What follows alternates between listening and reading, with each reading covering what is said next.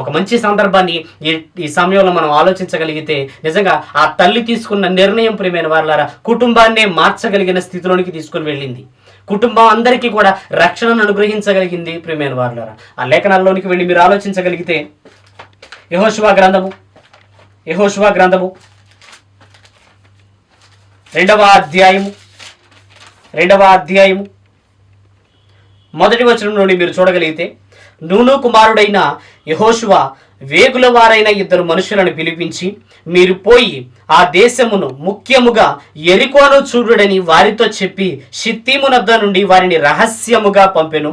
వారు వెళ్ళి రాహాబు అను ఒక వేశ్య ఇంట చేరి అక్కడ దిగగా. ఇది మనందరికీ తెలిసిన సందర్భము ప్రియమైన వారలారా. యెహోషువ గారి నాయకత్వంలో ఇదిగో యెరికో ఆ ప్రాంతాన్ని ఒకసారి వేగు చూడడానికి 2 మనుషులను పంపిస్తాడు ప్రియమైన వారలారా. ఆ 2 మనుషులను పంపించినప్పుడు వాళ్ళు మొదటగా ఎక్కడ దిగారు అని అంటే ఇదిగో రాహాబు అను ఒక వేశ్య ఇంటి దగ్గర దిగారు. ఆ దిగిన తర్వాత మనందరికీ తెలిసిన సందర్భాలు, తర్వాత వాళ్ళు అక్కడ దిగారు అన్న సంగతి ఆ యొక్క యెరికో రాజు అయినటువంటి ఆయనకి ఆ విషయం తెలుస్తుంది. తర్వాత ఇలా వేగుల వారు వచ్చారు, వారిని సంగతి కనుక్కోండి అని చెప్పి పక్కన ఉన్నటువంటి వాళ్ళకి సమాచారాన్ని తెలియచేయడం, వాళ్ళు వచ్చి రాహాబుని అడగడం, అలా జరుగుతూ ఉంటుంది. అలా జరిగిన తర్వాత రాహాబు వచ్చిన 2 వేగుల వారిని కూడా వారిని దాచి, ఇదిగో వారు ఇక్కడికి వచ్చారన్న మాట నిజమే, కానీ వెళ్ళడం మాత్రం ఎటు వెళ్ళారో నాకు తెలీదు అని సమాధానం ఇస్తుంది. అలా సమాధానం ఇచ్చిన తర్వాత వాళ్ళని పంపిస్తుంది ప్రియమైన వారలారా. అలా పంపించినప్పుడు ఇదిగో వాళ్ళు ఇంకా పండుకొనక మునుపు ఆ వేగుల వాళ్ళ దగ్గరికి వెళ్ళి ఇదిగో తాను ఒక మనవి చేసుకుంటుంటుంది ప్రియమైన వారలారా. ఏంటా మనవి అని మరలా మీరు లేఖనాలను తెరిచి మీరు ఆలోచించగలిగితే అదే యెహోషువ గ్రంథము 2వ అధ్యాయము 8వ వచనం నుండి మీరు చూడగలిగితే, ఆ వేగుల వారు పండుకొనక మునుపు ఆమె వారున్న మిద్దె మీదికెక్కి వారితో ఇట్లనెను, యెహోవా ఈ దేశమును మీకు ఇచ్చుచున్నాడనియు మీ వలన మాకు భయము పుట్టుననియు మీ భయము వలన ఈ దేశ నివాసులందరికీ ధైర్యము చెడుననియు నేను ఎరుగుదును. రాహాబు ఇదిగో ఒక వేశ్య అప్పటికీ ప్రియమైన వారలారా. ఆమె ఏం మాట్లాడుతుంది అని అంటే ఆ వేగుల వాళ్ళ దగ్గరకు వచ్చి యెహోవా ఈ దేశమును మీకు ఇచ్చుచున్నాడనియు మీ వలన మాకు భయము పుట్టుననియు మీ భయము వలన ఈ దేశ నివాసులందరికీ ధైర్యము చెడునని నేను ఎరుగుదును.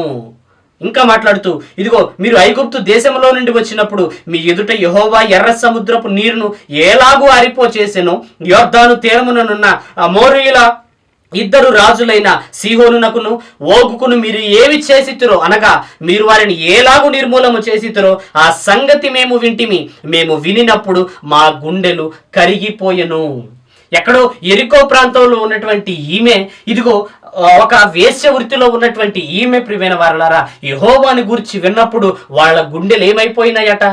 కరిగిపోయినాయట.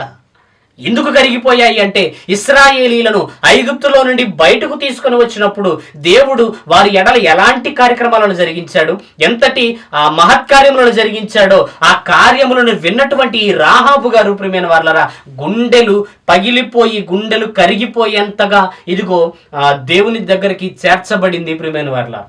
యెహోవా గురించి మేము విన్నాము, ఆయన చాలా గొప్పవాడు. ఎంత గొప్పవాడంటే ఇదిగో ఇశ్రాయేలీయులను నడిపించడానికి ఎర్ర సముద్రపు నీరుని ఎలా ఆరిపోజేశాడో మాకు తెలుసయ్యా, మీ దేవుడు చాలా గొప్పవాడు. ఖచ్చితంగా ఇదిగో ఈ యొక్క దేశాన్ని మీకు స్వాధీనపరిచేస్తాడు, మీకు ఇచ్చేస్తాడు, అందులో ఎలాంటి అనుమానము లేదు. అయితే నాదొక్క మనవయ్యా, నేను మిమ్మల్ని దాచినందుకు నేను చేసిన ఈ ఉపకారాన్ని బట్టి మీరు నాకు ఒక ఉపకారం చేయాలి అని అడిగింది ప్రియమైన వారలారా.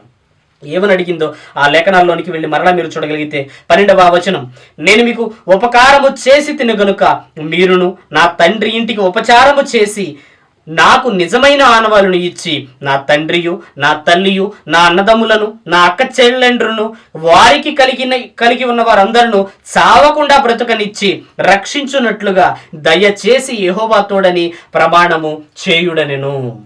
నిజంగా రాహాబు గారు అనుకున్నటువంటి ఆ కోరిక ఏంటి అని అంటే, ఇదిగో వేగుల వారైన మిమ్మల్ని నేను దాచిపెట్టి ఉంచాను, ఇదిగో దానికి ప్రతిగా మీరు నాకు ఒక ఉపకారాన్ని చేయాలి, ఖచ్చితంగా దేవుడు మీకు ఈ దేశాన్ని స్వాధీనపరిచేస్తాడు, మీకు అనుకూలంగా మీ చేతుల్లో పెడతారు, దానిలో ఎలాంటి సందేహము లేదు. అయితే మీరు ఈ దేశాన్ని పాడు చేయడానికి, నాశనం చేయడానికి వచ్చినప్పుడు మాత్రం దయచేసి నన్ను, నా తల్లిని, నా తండ్రిని, నా సహోదరులను, నా అక్క చెల్లెళ్ళు ఉన్నారు, ఇదిగో దయచేసి వాళ్ళని క్షమించండి, వాళ్ళ ప్రాణాలని తీయొద్దు అని ఇదిగో వేగుల వారిని బ్రతిమలాడుకుంది ప్రియమైన వారలారా. ఆ మాట అనగానే వేగుల వారు కూడా ఏమని సమాధానం ఇచ్చారో మీరు చూడగలిగితే కింది వచనం, అందుకు ఆ మనుష్యులు ఆమెతో, నీవు మా సంగతి వెల్లడి చేయని ఎడల మీరు చావకుండునట్లు మీ ప్రాణములకు బదులుగా మా ప్రాణం ఇచ్చదము.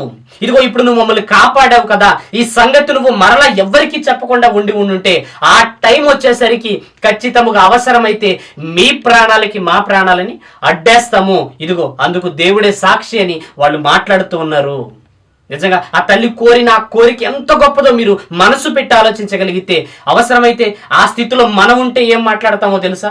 అయ్యా మీరు ఈ దేశాన్ని స్వాధీనపరుచుకునేటప్పుడు ఇదిగో నన్ను జ్ఞాపకం చేసుకోండి అని అంటాం మనమైతే. ఎందుకని? ఎవరి ప్రాణాలు వాళ్ళకి ముఖ్యం కదా, ఎవరి ప్రాణాలు వాళ్ళు కాపాడుకోవాలనుకుంటారు ఎవరైనా. రాహాబమ్మ కూడా ఇదిగో అలానే అనుకుని ఉండాలి, కానీ అలా అనలేదు ప్రియమైన వాళ్ళారా. అందుకే ఆమె గొప్ప తల్లి అయింది. మనం ఇంకా అలాంటి స్థితిలోనే ఉండిపోయాం.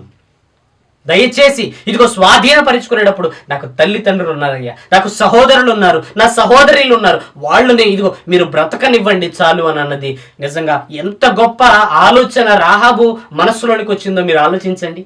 తాను రక్షించబడమే కాకుండా, తాను బ్రతకడమే కాకుండా, తనతో పాటు తన కుటుంబీకులను కూడా తాను కాపాడుకోవాలనుకున్నది ప్రియమైన వారలారా.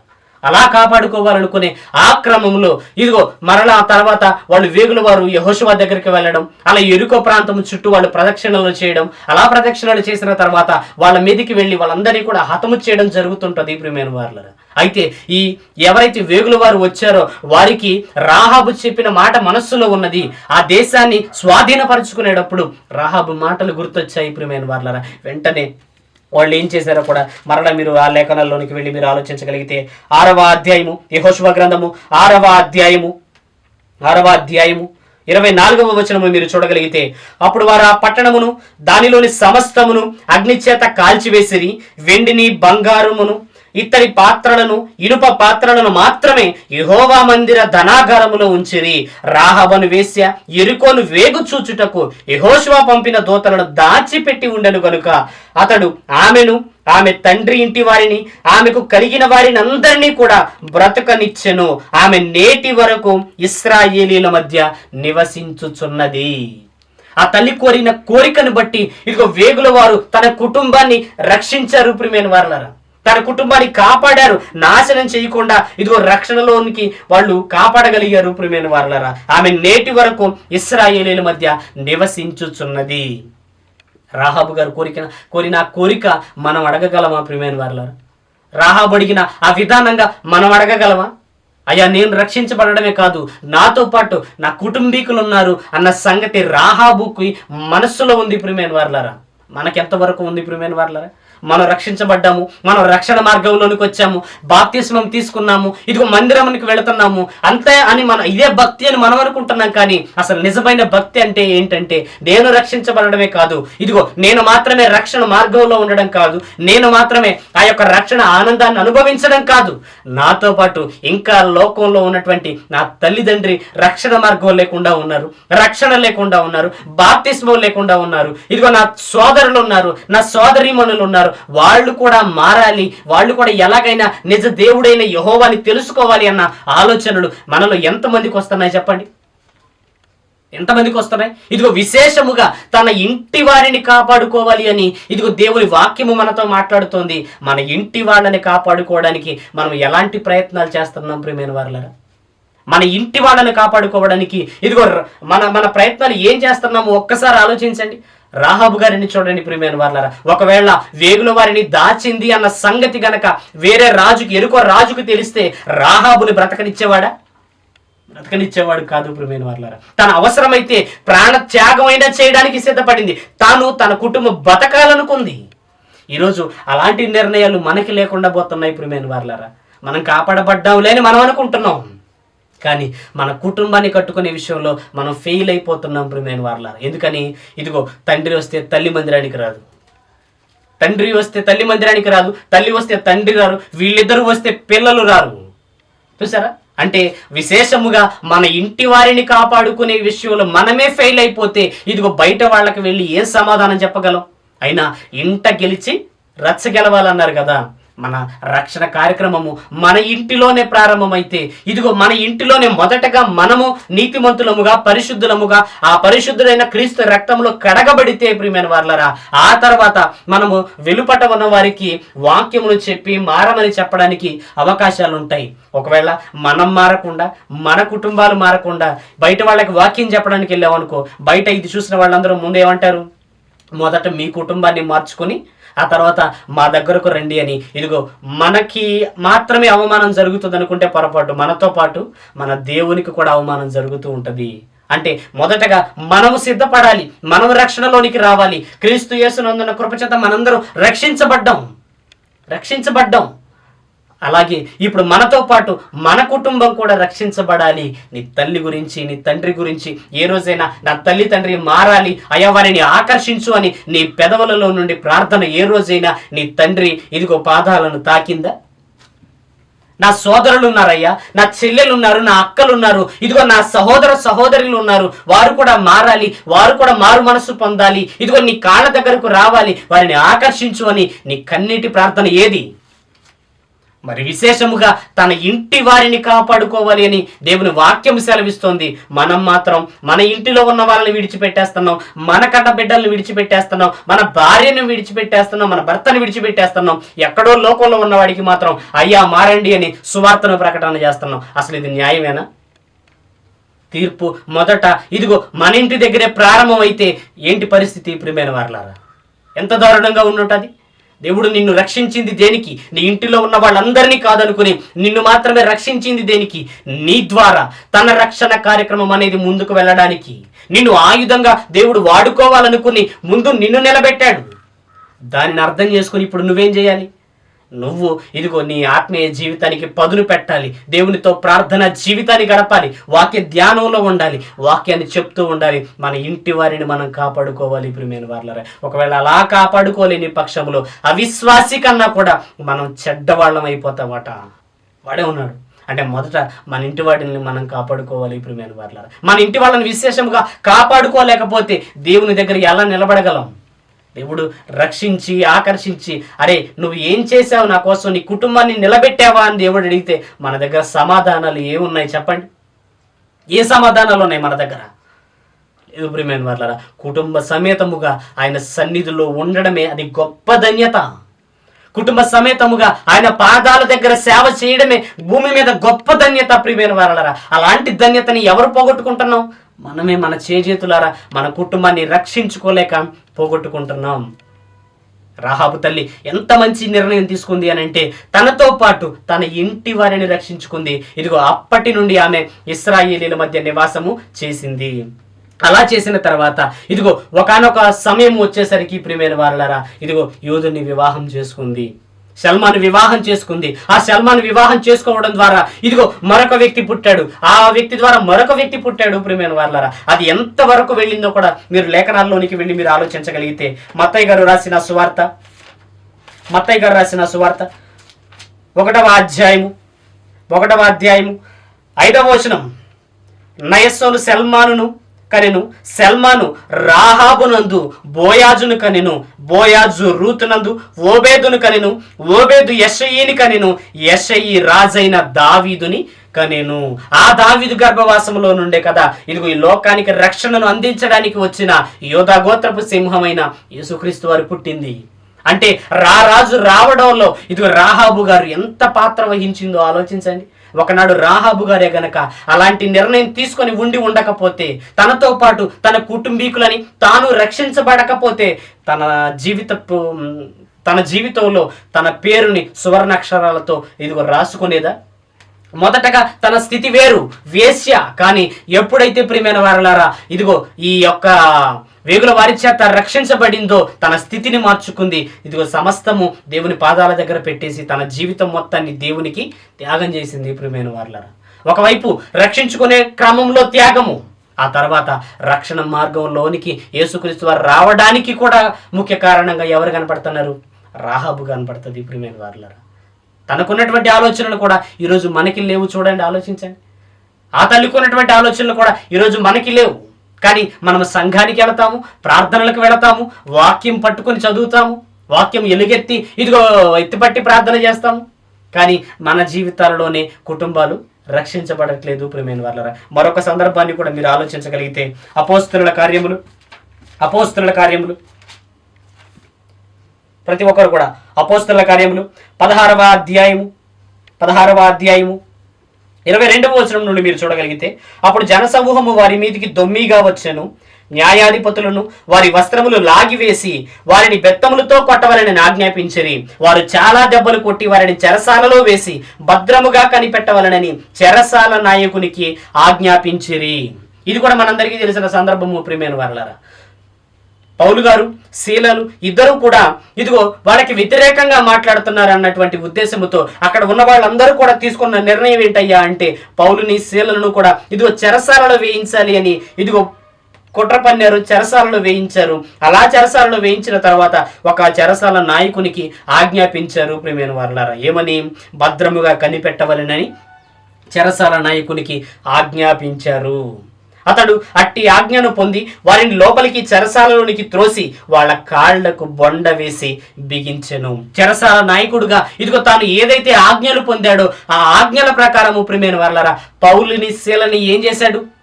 సంకెళ్లతో వేసి ఇదిగో బొండ వేసి బిగించాడు. ప్రియమైన వారలారా, ఇక మనుషులు అటు ఇటు కదలడానికి అవకాశాలు లేవు.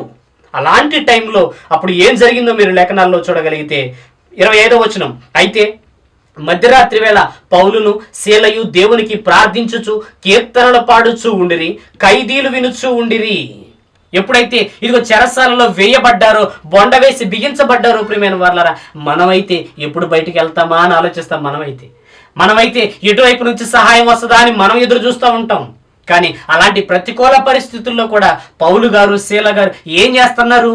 ఇదిగో పాటలు పాడుచు ప్రియమైన వారలారా ఇదిగో ప్రార్థిస్తున్నారు, కీర్తనలు పాడుతూ ఉన్నారు. అలా వాళ్ళు చేస్తూ ఉండగా మిగిలిన ఖైదీలందరూ వింటున్నారు. దేవుని యొక్క మహా కార్యక్రమము ఎంత గొప్పది అనంటే ప్రియమైన వారలారా, వాళ్ళు అలా కీర్తనలు పాడుతూ ఉండగా, అలా వాళ్ళు ప్రార్థనలు చేయుచూ ఉండగా అప్పుడు అకస్మాత్తుగా మహాభూకంపము కలిగెను. చెరసాల పునాదులు అదరెను, వెంటనే తలుపులన్నీ తెరుచుకొనెను, అందరి బంధకములు ఊడెను. ఇదిగో ఎప్పుడైతే భూకంపము వచ్చిందో అక్కడ ఉన్నటువంటి ఖైదీలు అందరూ ప్రియమైన వారలారా పౌలు గారు శీలలతో సహా అందరూ వెళ్ళిపోవలసిన అవకాశాలు ఉన్నాయి 100%. కానీ వెళ్లకుండా అక్కడనే ఉండిపోయారు. ప్రియమైన వారలారా, ఎందుకున్నారు వాళ్ళు? ఒకవేళ ఇదిగో అలాంటి తప్పిపోయే అవకాశం వస్తే మొదట మనమే పరిగెత్తుతాం మన ప్రాణాలను మనం కాపాడుకోవడానికి. కానీ అక్కడ ఉన్న వాళ్ళందరూ వెళ్ళలేదు. ప్రియమైన వారలారా, చెరసాల నాయకుడు ఏమనుకున్నాడంటే, ఇక నా చేతిలో ఏమీ లేదు, ఖైదీలందరూ కూడా వెళ్ళిపోయి ఉండుంటారు, ఇదిగో ఇక నాకు మహాశిక్ష పడుతుందేమో అని నన్ను ఆలోచించుకున్నాడు. తనని తాను చంపుకోవడానికి ప్రయత్నం చేశాడు. అప్పుడు పౌలు గారు మాట్లాడుతున్నాడు. ప్రియమైన వారలారా, ఏమని మాట్లాడుతున్నాడు? 28వ వచనం, అప్పుడు పౌలు, నీవు ఏ హానియు చేసుకొనవద్దు, మేమందరము ఇక్కడే ఉన్నామని బిగ్గరగా చెప్పాను. అతడు దీపము తెమ్మని చెప్పి లోపలికి వచ్చి వణుకుచ్చు పౌలుకును శీలకును సాగిలపడి వారిని వెలుపలికి తీసుకొని వచ్చి, అయ్యలారా, ఏమండి, ఒక ఖైదీని ఒక చెరసాల నాయకుడు అయ్యలారా అనే గౌరవం ఇస్తాడా? ఎవడో ప్రియమైన మాట్లాడా, ఎరే ఎక్కడున్నారా రండిరా అని అంటాడు. కానీ అక్కడ జరిగిన మహత్కార్యం ఏంటంటే, ఎప్పుడైతే వీళ్ళు కీర్తనలు పాడుచు ప్రార్థనలు చేయొచ్చు ఉన్నారో చెరసాల పునాదులు అదిరాయి, ప్రతి ఒక్కరి బంధకాలు తెగిపోయాయి. అలా తెగిపోయినా కూడా ఒక్కళ్ళు కూడా కాళ్ళు బయటకు పెట్టి వెళ్ళడానికి ఇష్టపడలేదు. అలా ఇష్టపడకపోవడాన్ని బట్టి, అయ్యలారా, రక్షణ పొందుటకు నేను ఏం చేయాలి అని అడిగారు. ప్రియమైన వారలారా, అంటే చెరసాల నాయకుడికి ఏమర్థమైంది? పౌలు శీలలు సేవించుచున్న దేవుడే నిజమైన దేవుడు. ఇదిగో ఒకవేళ వీళ్ళు గనక వెళ్ళిపోయి ఉండుంటే నేను నమ్మేవాడిని కాదేమో, కానీ వాళ్ళు వెళ్లకుండా వాళ్ళ ప్రాణాలను వాళ్ళు కాపాడుకోకుండా ఇక్కడనే ఉన్నారు కదా. ఇదిగో అంటే వీళ్ళు సేవించుచున్న దేవుడు ఎంత గొప్పోడై ఉండాలి అని ఆలోచించాడు. ప్రియమైన వారలారా, వెంటనే ఇదిగో వాళ్ళ దగ్గరకు వచ్చేసాడు. గడగడ వణికిపోతున్నాడు. ఎందుకని? అంత గొప్ప మహా ఆశ్చర్య కార్యక్రమం జరిగినప్పుడు ఎవరు నిమ్మలంగా ఉండగలరు? వణికిపోతున్నాడు. వెంటనే వచ్చి అయ్యలారా రక్షణ పొందుటకు నేను ఏం చెయ్యాలి అని అడుగుతున్నాడు ప్రియమైన వాళ్ళరా. అప్పుడు వీళ్ళేమన్నారు, వారు ప్రభు అయిన యేసునందు విశ్వాసం ఉంచుము, అప్పుడు నీవును నీ ఇంటి వారును రక్షణ పొందుదురని చెప్పి అతని ఇంట ఉన్న వారందరికీ దేవుని వాక్యము బోధించిరి. అంటే ఒక వ్యక్తి మారాలి అనన్నా, ఒక వ్యక్తి లోకంలో నుండి నువ్వు ప్రత్యేకించబడి దేవుని సన్నిధికి రావాలి అనన్నా, దేవుల్లో తన జీవితాన్ని కట్టుకోవాలి అనన్నా కూడా దేనితో ముడిపడి ఉంటుంది? వాక్యముతో ప్రియమైన వాళ్ళారా. ఆ వాక్యమే గనక వాళ్ళ జీవితంలో లేకపోతే, ఆ వాక్యమే గనక వాళ్ళ జీవితంలో ఫలించకపోతే ఇదిగో దేవునిలో ఎదగలేరు. దేవుడు అంటే ఏంటో వాళ్ళకి అర్థం కాదు. అందుకని పౌలు శీలలు ఇదిగో చూచావా ఇప్పుడు ఎంత సూచక క్రియ జరిగిందో, మేము ఎంత గొప్పలమో, మా భక్తి ఎంత గొప్పదో అని వాళ్ళ గురించి వాళ్ళు సాక్ష్యాన్ని పలకలేదు ప్రియమైన వాళ్ళారా. ఈరోజు ఇవి ఎక్కువైపోయాయి. వాళ్ళ గురించి వాళ్ళు సాక్ష్యాలను ఏం చెప్పలా. వాళ్ళు ఏం చెప్పారట? చెరసాల నాయకునికి వాక్యమును బోధించారు. అతని ఇంటి వారందరికీ ఆ రాత్రి వాక్యమును బోధించారు ప్రియమైన వారలారా. రాత్రి ఆ గడియలోనే అతడు వారిని తీసుకొని వచ్చి వారి గాయములు కడిగెను. చాలా జాగ్రత్తగా మీరు ఆలోచించగలిగితే, ఏ చెరసాల నాయకుడైతే ఇదిగో తన చేతితో బొండ వేసి బిగించాడు, ఏ చెరసాల నాయకుడైతే వాళ్ళ కట్లు కట్టాడో, ఇప్పుడు అదే చెరసాల నాయకుడు పౌలు శీలల యొక్క కలిగిన గాయములను తుడుస్తున్నాడు ప్రియమైన వారలారా.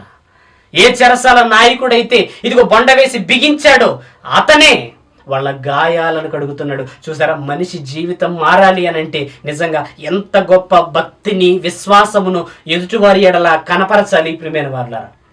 పౌలు గనక వెళ్ళిపోయి ఉండుంటే చెరసాల నాయకుడు అలానే తన కుటుంబము రక్షించబడేది కాదు. కొన్నిసార్లు ఎందుకు నా ఇంట్లో వాళ్ళు మారట్లేదు, ఎందుకు నేను చెప్పిన మాట వినట్లేదు, ఎందుకు నా బిడ్డలు నా మాట వినట్లేదు, లోకంలోని తిరుగుతున్నారు, లోకాశంలో తిరుగుతున్నారు, నా కుటుంబాన్ని నేను కట్టుకోలేకపోతున్నానేంటి అన్న భావన, ఆలోచనలు మనకి కలిగినప్పుడు మనకి గుర్తు రావాల్సినది ఏంటో తెలుసా? వాళ్ళకి దేవుడు అర్థమయ్యేంతగా ఇంటిలో మనం ప్రవర్తించడం లేదన్నమాట. మన ఇంటిలో వాళ్ళకి దేవుని విలువ అర్థం కావట్లేదు అని అంటే ఆ వాక్య ప్రకారమైన జీవితం వాళ్ళు మనలో చూడట్లేదు కాబట్టి దేవుడు అంటే ఏంటో వాళ్ళకి అర్థం కావట్లా. ఇప్పుడు సాక్షాత్తు పౌలు గారు ఎవరిని చూపించాడు?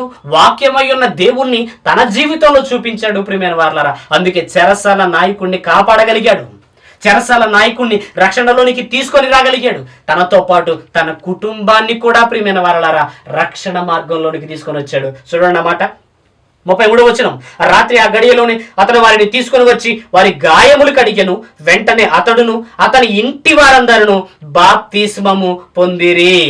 చూసారా, అంటే ఆయన మాత్రమే రక్షించబడడం కాదు, ఆయన ఇంటి వారిని కూడా ప్రియమైన వారలారా కూర్చోబెట్టాడు వాక్యం దగ్గర. ఆ వాక్యమును వాళ్ళు విన్నారు, ఆ విన్న దాన్ని బట్టి విశ్వసించారు, ప్రభువైన యేసునందు విశ్వాసం ఉంచి రక్షణలోనికి వచ్చారు ప్రియమైన వారలారా. కుటుంబం అంతా బాప్తిస్మం పొందారు. అలా పొందిన తర్వాత మరియు అతను వారిని ఇంటికి తోడుకొని వచ్చి భోజనము పెట్టి దేవుని యందు విశ్వాసం ఉంచిన వాడే తన ఇంటి వారందరితో కూడా ఆనందించెను. ఏ చేతులతో అయితే ప్రియమైన వారలారా ఇదిగో చెరసాలలో సంకెళ్ళేశాడు, మరలా అదే చేతితో పౌలు శీలకి భోజనాన్ని పెట్టాడు ప్రియమైన వారలారా. దేవుని ప్రేమ ఎంత గొప్పగా ఉంటుందో ఆలోచించండి. దేవుడు ఒకసారి ఒక మనిషిని పట్టుకున్నాడు అని అంటే ఇదిగో ప్రియమైన వారలారా ఆశ్చర్యకార్యములు జరిగిస్తాడు. నాయకునినే దేవుడు మార్చాడు ప్రియమైన వాళ్ళరా. మన కుటుంబంలో ఉన్న వాళ్ళని మార్చలేరా? దేవుడు ఇదిగో చెరసాల నాయకుడి మనస్సునే మార్చాడు. అంత కఠినమైనటువంటి చెరసాల నాయకుడి మనస్సునే దేవుడు మార్చాడు. మన ఇంటిలో వాళ్ళ మనస్సుని దేవుడు మార్చలేడా? అంటే పౌలు గారిలాగా మన కుటుంబంలో వాళ్ళని కాపాడాలి అనే ఆలోచనలు మనకి బలంగా లేవేమో ప్రియమైన వాళ్ళరా. పౌలు గారు ఎలాగైనా చెరసాల నాయకుడిని కాపాడాలనుకున్నాడు. అవసరమైతే వాళ్లతో దెబ్బలు తినడానికైనా ఇష్టపడ్డాడు. చెరసాల నాయకుడిని, తన కుటుంబాన్ని రక్షించాడు ప్రియమైన వారలారా. ఇప్పుడు చెప్పండి, మన కుటుంబం రక్షించబడకపోవడానికి, మన కుటుంబంలో ఇంకా రక్షణ లేని వారు ఉండడానికి గల ప్రధానమైన కారణం ఎవరు? మనమేనేమో. మన ప్రవర్తన వాళ్ళని ఆకర్షించట్లేదేమో, మన భక్తి జీవితం వాళ్ళని కదిలించట్లేదేమో, మన వాక్య ప్రవర్తన అంతగా సరిలేదేమో, అందుకే వాళ్ళు దేవుని దగ్గరికి రావట్లేదేమో. మరి విశేషముగా తన ఇంటి వారిని కాపాడాలి అని దేవుని వాక్యము మాట్లాడుతూ ఉంది ప్రియమైన వారలారా. రాహాబు మంచి తల్లి, విశ్వాసము కలిగిన తల్లి, తన కుటుంబాన్నే కాపాడింది. పౌలు గారు శీలలు ప్రియమైన వారలారా ఇక చెరసాల నాయకుడు కుటుంబాన్ని కాపాడారు. మనం ఎవరిని కాపాడగలుగుతున్నాం? మన కుటుంబంలో ఉన్నవారిని, మన ఇంటిలో ఉన్న వారిని ఎంతమందిని కాపాడగలిగాం ప్రియమైన వారలారా? ఎంతమందిని రక్షించగలిగాం? అందుకే యెహోషువ గారు కూడా ప్రియమైన వారలారా, ఇదిగో మీరు ఏ దేవతలను అనుసరిస్తారో అనుసరించండి, ఇదిగో నేను నా ఇంటి వారు యెహోవాని మాత్రమే సేవిస్తాం, ఎందుకంటే ఆయనే నిజమైన దైవము కాబట్టి.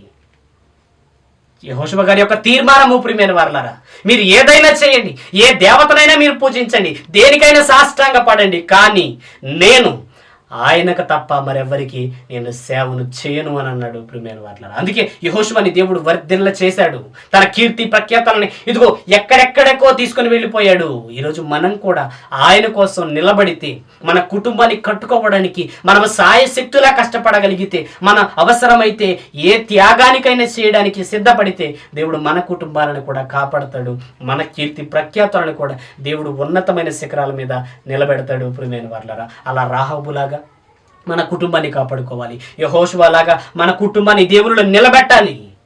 అలాగే చెరసాల నాయకుడు తీసుకున్నటువంటి నిర్ణయం ప్రకారము ఇదిగో ఆయన ఒక్కడే మారకుండా తన ఇంటి వారిని కూడా మార్చుకుని ఇదిగో అనుదినము వారందరితో కలిసి ఆనందించాడు. అట్టి ఆనందము మనకి కూడా కావాలి ప్రియమైన వారలారా. దేవుడు మనందరికీ కూడా అట్టి ఆనందము, అట్టి కృపని దయచేయును కాక. ఆమేన్.